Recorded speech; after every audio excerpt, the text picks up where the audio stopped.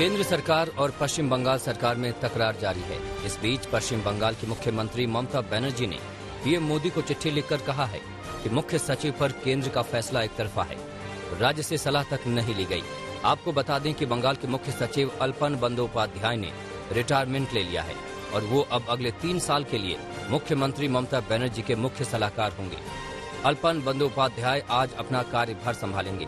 वहीं नए मुख्य सचिव हरिकृष्ण द्विवेदी को बनाया गया है। Alapon Bandyopadhyay, like him a bright officer, I will not allow him to leave us finally. Chief Secretary is okay. Today is the retirement day. It is his desire. He can take a decision. And I think he has the guts. He has the boldness. He has the honesty. He has the sincerity. And his name will be forever for the history of India, that how a bureaucrat is being victimized after his long services. And I allowed him to be chief advisor of chief minister. Mamata Banerjee ने अल्पन बंदोपाध्याय को अपना मुख्य सलाहकार जरूर बना लिया है, मगर फिर भी सूत्रों से खबर है कि केंद्र सरकार अल्पन पर कार्रवाई के मूड में है। जानकारी के मुताबिक अल्पन को चार्जशीट दी जाएगी। केंद्र ने 28 मई की रात को बंदोपाध्याय की सेवाएं मांगी थी और उन्हें सोमवार सुबह 10 बजे दिल्ली में कार्यभार संभालने को कहा था, जिसके बाद ममता बनर्जी ने केंद्र सरकार पर देश के संघीय ढांचे को ध्वस्त करने का आरोप लगाया था।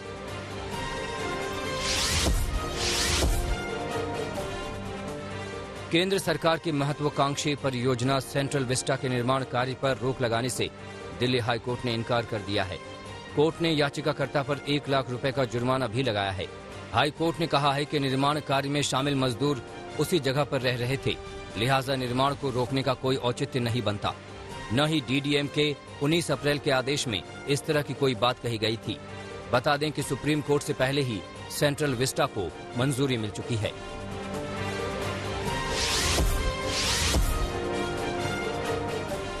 केंद्रीय मंत्री हरदीप पुरी ने सोमवार को सरकार के सेंट्रल विस्टा को लेकर विपक्ष के हमलों का जवाब दिया।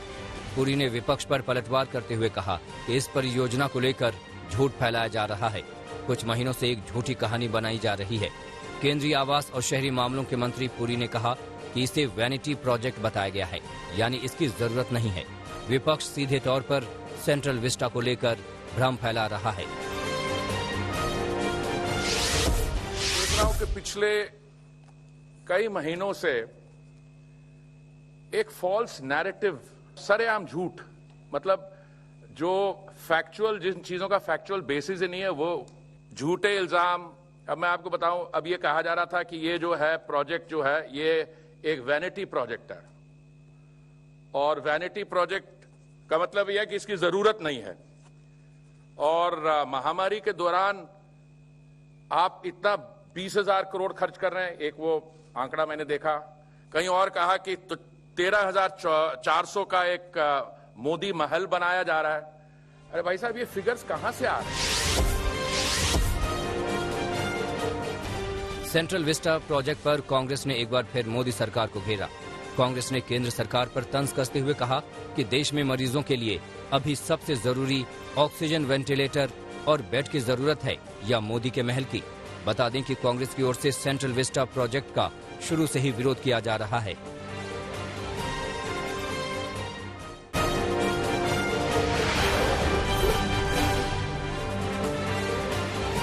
केरल के मुख्यमंत्री पिनराई विजयन ने गैर बीजेपी शासित राज्यों के 11 मुख्यमंत्रियों को पत्र लिखकर केंद्र पर कोविड-19 के टीके खरीदने और मुफ्त टीकाकरण सुनिश्चित करने के लिए दबाव बनाने के वास्ते एकजुट प्रयास करने की अपील की है। विजय ने कहा है कि यह दुर्भाग्यपूर्ण है कि केंद्र टीके खरीदने, मुफ्त टीकाकरण सुनिश्चित करने संबंधी अपने कर्तव्य से बचना चाहता है।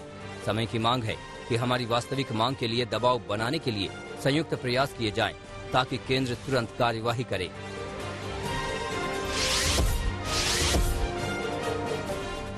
केंद्र सरकार की वैक्सीनेशन पॉलिसी कांग्रेस नेता राहुल गांधी के निशाने पर है। वो इसे लेकर लगातार सरकार पर हमला कर रहे हैं।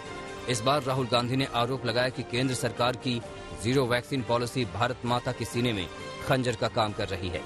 राहुल कोरोना के हालात को संभालने में मोदी सरकार को फेल बताते आए हैं। वो आरोप लगाते रहे हैं कि सरकार की गलत नीतियों और तौर तरीकों के कारण कोरोना बेकाबू हुआ।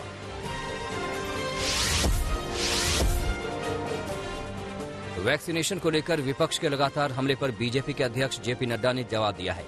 जेपी नड्डा ने राहुल गांधी पर पलटवार करते हुए कहा कि वैक्सीनेशन और कोरोना की लड़ाई में विपक्ष बाधक बना है, जबकि हम साधक बनकर लगातार काम कर रहे हैं और करते रहेंगे। नड्डा ने कहा कि भ्रम की राजनीति करने वाला विपक्ष पहले वैक्सीन पर सियासत कर रहा था और अब वैक्सीन की कमी का रोना रो रहा है।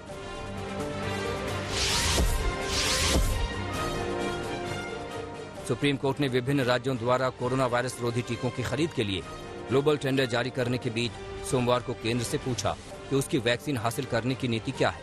इसके साथ ही उसने टीकाकरण से पहले कोविन ऐप पर अनिवार्य रूप से रजिस्ट्रेशन करवाने की जरूरत पर भी सवाल उठाए और कहा कि नीति निर्माताओं को जमीनी हकीकत से वाकिफ होना चाहिए और डिजिटल इंडिया की वास्तविक स्थिति को ध्यान में रखना चाहिए।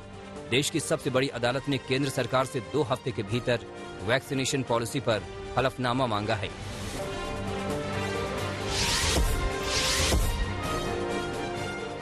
सीबीएसई बोर्ड परीक्षाओं के आयोजन पर सियासत गर्मा गई है। कांग्रेस महासचिव प्रियंका गांधी वाड्रा ने शिक्षा मंत्री रमेश पोखरियाल निशंक को पत्र लिखकर सीबीएसई की बोर्ड परीक्षाओं को रद्द करने की मांग की है। प्रियंका गांधी ने शिक्षा मंत्री से कहा है कि 12वीं के छात्रों को जबरदस्ती परीक्षा देने के लिए बाध्य न किया जाए।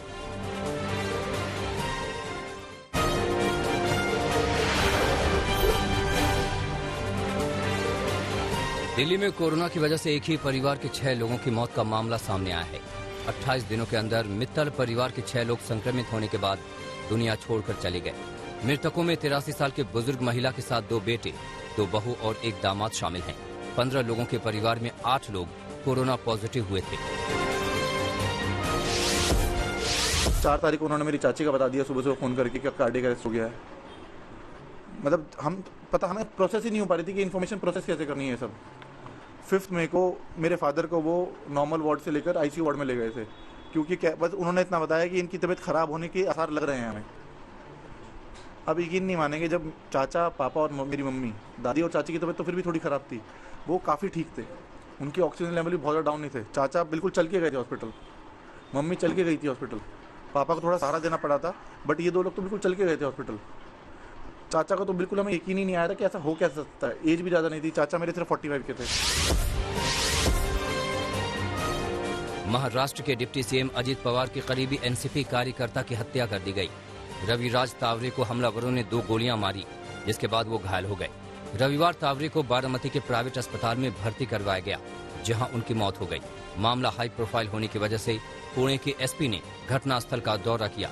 साथ ही हमलावरों की तलाश में पुलिस जुट गई है।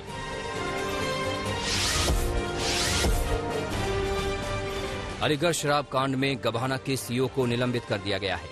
अब तक जहरीली शराब पीने से 71 लोग जान गंवा चुके हैं। पुलिस ने इस मामले में 20 लोगों को गिरफ्तार किया है, जबकि 50,000 का इनामी ऋषि शर्मा अब भी फरार है। अलीगढ़ के जहरीली शराब मामले की गाज यूपी के आबकारी आयुक्त पर भी गिरी। आबकारी आयुक्त पी गुरु प्रसाद को उनके पद से हटा दिया गया है। सरकारी ठेका है ये, और शराब माफिया या ठेका पे शराब बिकवा रहे। और जो यहाँ पकड़ा गया सेल्समैन, उसने बताया कि 1600 रुपये पेटियां में थे। अच्छा, नकली शराब। लाइसेंस है कि नहीं है इनका? लाइसेंस है ना, बाकायदा गवर्नमेंट ऑथराइज्ड है, दुकान उठी हुई है। जैसे चेकिंग वगैरह नहीं हो रही थी केस में? कोई चेकिंग ना करो, सब पैसा ले रहे। कौन चेकिंग कर रहा है? या चेकिंग की शिकायत करे हुए जाओ तो कोई सुनने वाला ना। चेकिंग करते ही नहीं, पुलिस बिक जाती है। जहाँ पैसा देने की जरूरत, पैसा दे दे, फिर पुलिस बिक जाती है, जहाँ कोई आता ही नहीं। फिर बिहार के सहरसा में कोरोना टीकाकरण को लेकर फैले अफवाह को दूर करने के लिए डीएम ने बीड़ा उठाया है। डीएम कौशल कुमार ने इमाम बाड़ा के इमाम के साथ बैठक की। डीएम ने इमाम और महादलित समाज के लोगों से वैक्सीन लेने की अपील की। साथ ही समाज को भी टीकाकरण के लिए प्रेरित करने को कहा। इस बैठक में साफ साफ कहा गया है कि कोरोना से बचाव का वैक्सीनेशन सबसे बेहतरीन जरिया है।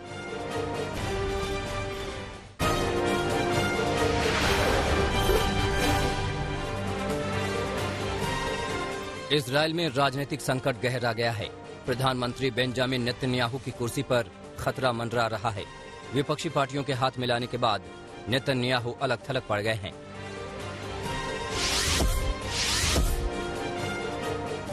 डेनमार्क के साथ मिलकर अमेरिका द्वारा दूसरे देशों के नेताओं और वरिष्ठ अधिकारियों की जासूसी का मुद्दा गर्मा गया है। जर्मनी की चांसलर एंजेला मर्केल की सरकार ने जांच के आदेश दिए हैं। अमेरिका ने एंजेला मर्केल की जासूसी भी की थी।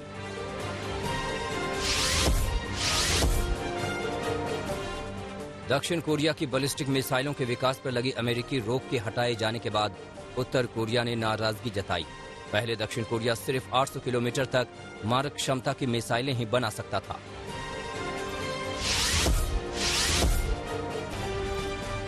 जनसंख्या बढ़ने की धीमी रफ्तार से चिंतित चीन ने महत्वपूर्ण फैसला लिया है। अब चीन में कोई कपल 3 बच्चे पैदा कर सकेंगे। पहले चीन में सिर्फ 2 बच्चे पैदा करने की इजाजत थी।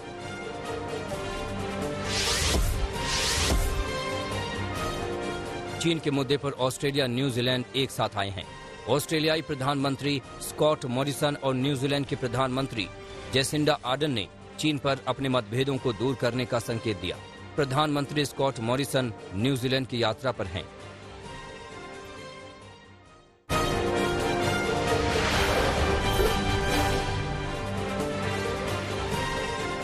न्यूजीलैंड के कैंटरबरी से आई बाढ़ की वजह से 50 लोगों का हेलीकॉप्टर से रेस्क्यू किया गया। सतर्कता बरतते हुए 50 से ज्यादा स्कूलों को बंद किया गया। सरकार ने लोगों से बाढ़ प्रभावित इलाकों को छोड़ दूसरी जगहों पर जाने की अपील की है।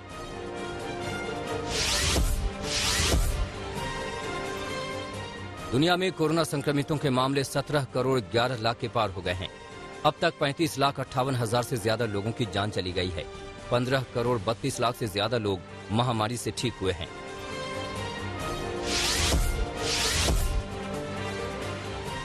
बढ़ते कोरोना मामलों पर लगाम लगाने के लिए मलेशिया ने बड़े पैमाने पर टीकाकरण शुरू किया। राजधानी कुआलालंपुर में एक दिन में 8,000 लोगों का टीकाकरण करने का लक्ष्य रखा गया। रोजाना 7,000 से ज्यादा मामले सामने आ रहे हैं।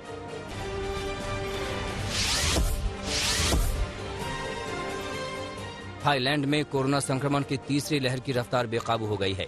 बढ़ते मामलों को देखते हुए सरकार बड़े पैमाने पर टेस्टिंग कर रही है। अब तक 1,60,000 के करीब मामले सामने आ चुके हैं।